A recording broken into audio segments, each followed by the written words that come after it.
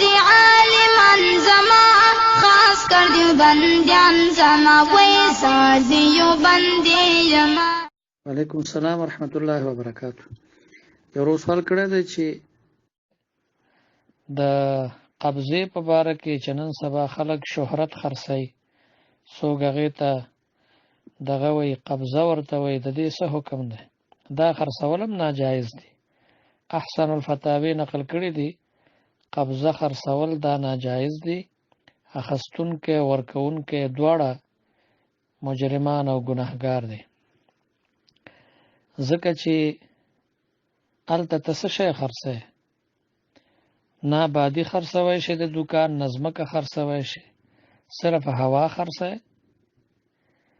البته د جواز یو صورت دا کېدی شي چې دې سړي مثلا دوکان باندې خرچه کړي، ډیکوریشن یې په دوکان کې جوړ کړی یا دوکان کې سالمارۍ لګولی، اگر که هغه د لږو پیسو یې خدای ګران خرڅوي نو بیا جواز لري. مثلا د دوکان باندې د هغې په ډیکوریشن باندې خرچه کړې ده 50,000 روپۍ، د مثلا په 1 لک خرڅوي، په 2 لکه خرڅوي، خو د دواړو اتفاق پرې راغی نو دا جایز دی.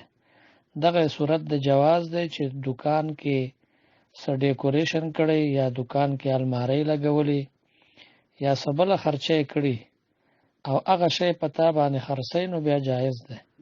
صرف قبضه خرڅول دا جایز نه دی.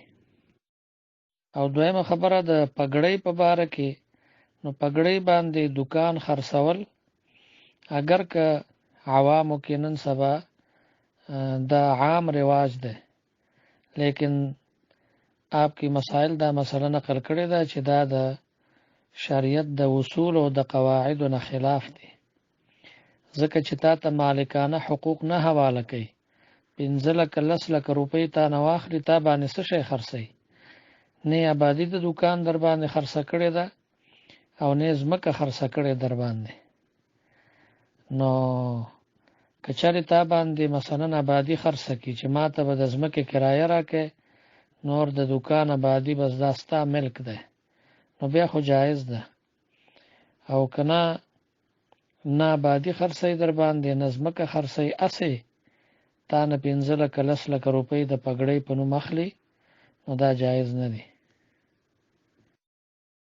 یو بل سوال کړی دی چې یو کس د دوکاندار نه بادام واخلي، د بادامو سودا ورسره وکړي، نیمې پیسې هم ورکړي، خو لا وزن کړي نه وي، دا ورته وایي چې دا دوکان کې څومره بادام دي دا زما دي.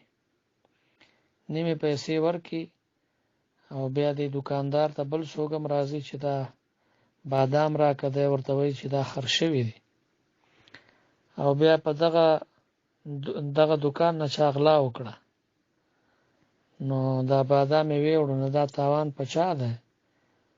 دا تاوان د دوکاندار باندې نشته دی، ځکه چې دوکاندار چې سودا ورسره وشوه بیا د هغه په دوکان کې د مال پاتې شو، نو دا به طور امانت دی، او امانت چې کله ضایع شي نو د هغې تاوان نه وي.